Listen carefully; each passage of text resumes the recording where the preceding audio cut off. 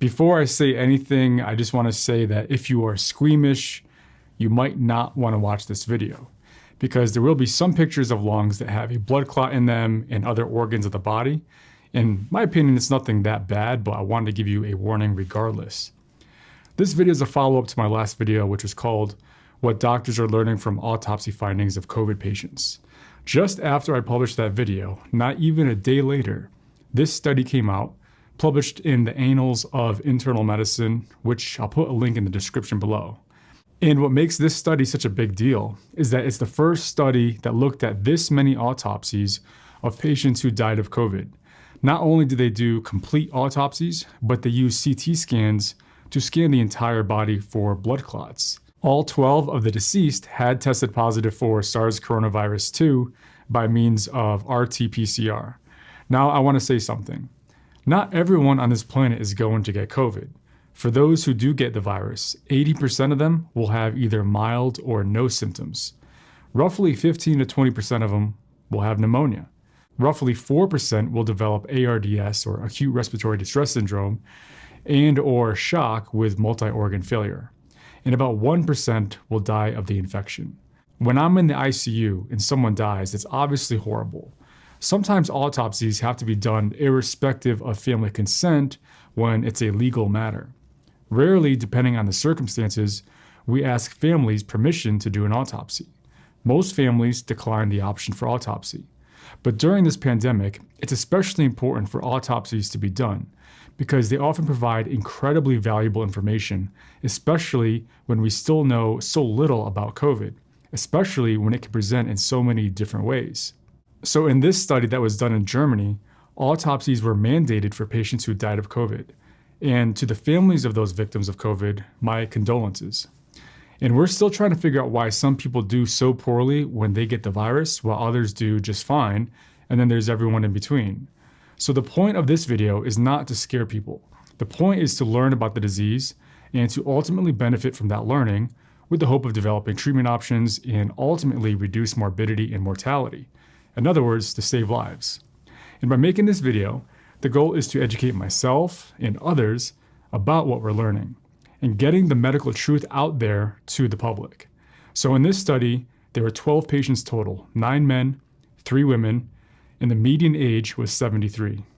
All patients had some type of pre-existing medical condition. Most of them had obesity and or underlying heart disease, such as coronary heart disease. Some had type 2 diabetes, hypertension, peripheral artery disease, asthma, COPD. Initial lab tests revealed elevated levels of D-dimer, lactate dehydrogenase, meaning LDH, and C-reactive protein, or CRP.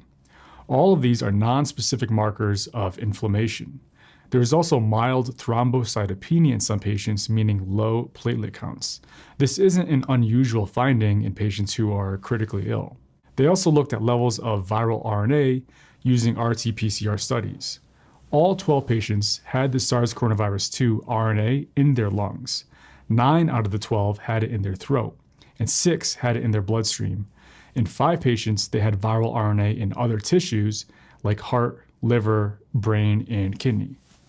Not only did they have the virus there, but the levels were higher in those tissues compared to the blood.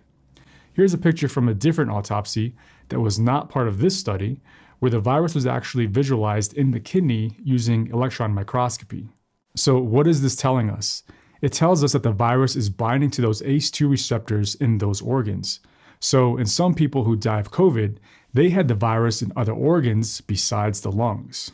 But, and this is a big but, they did not die as a result of that virus being in those different organs. They died as a result of lung complications. Also, an important takeaway from this is that all 12 had it in their lungs and 9 out of the 12 had it in their throat. So when you go to do a throat swab of someone who has COVID, the virus might not even be there. And that's just another reason why you can get a false negative test. Okay, so they also did post-mortem CT scans of these patients, which demonstrated mixed patterns of reticular infiltrations and severe, dense consolidations in both lungs. This CT scan is a patient with COVID pneumonia and ARDS, not from this study that we're talking about now, but basically demonstrating the exact same thing. Both lungs have extensive consolidations, ground glass opacities, which represent extensive inflammation. These are also known as pulmonary infiltrates. And you can see the difference compared to a normal CT scan of the chest, which doesn't have any pulmonary infiltrates. In 4 cases out of the 12, massive pulmonary embolism, meaning massive blood clots in the pulmonary arteries, was the cause of death. In another 3 cases out of the 12, they had blood clots in their large veins of their legs, meaning DVT, without having pulmonary embolism. So in 6 of the 9 men, they had clots in the veins that surround the prostate gland. In all 12 cases, the cause of death was found within the lungs or the pulmonary vascular system, meaning within the pulmonary arteries. For the ones who didn't die of having a large pulmonary emboli, they died of the extensive inflammation within the lungs, meaning pneumonia with ARDS. In these cases, the lungs were wet and heavy, much like a sponge that is saturated with water. The surfaces of the lung often had a distinct patchy pattern, with pale areas alternating with slightly protruding and firm, deep reddish blue, hypercapillarized areas. This is indicative of areas of intense inflammation with endothelial dysfunction that can be seen at the microscopic level. When they look at slices of the lungs under the microscope, they found diffuse alveolar damage in 8 cases out of 12. Specifically, they saw hyaline membrane formation, tiny clots in the capillaries, and capillaries that were engorged with red blood cells and other inflammatory findings. All these findings represent ARDS. They also found lymphocytes, a type of white blood cell that infiltrated these specific tissues. This fits the picture of a viral pathogenesis. They also looked at the pharynx of these patients, meaning the throat. The lining of the throat, or the mucosa, was hyperemic, meaning very red and irritated, and at the microscopic level, they saw lymphocytes invading there as well, again, which is consistent with viral infection. In one case, a patient had lymphocytes invade his heart muscle, findings that are consistent with what we call viral myocarditis. In other words, the heart muscle had evidence of viral infection. More than half the patients in this study had large blood clots. 1/3 of the patients had pulmonary embolism as the direct cause of death. All the others died of intense inflammation in their lungs related to pneumonia and ARDS. Recently, there's been studies showing that about 1/3 of patients with severe COVID have blood clots. Another study of 191 patients with COVID-19, half of those who died had clots compared with 7% of the survivors. And levels of D-dimer that were greater than 1,000 were associated with a fatal outcome. So it's pretty clear now that SARS-CoV-2 virus is causing a lot of clots to form in moderate to severe COVID disease. But how is this happening?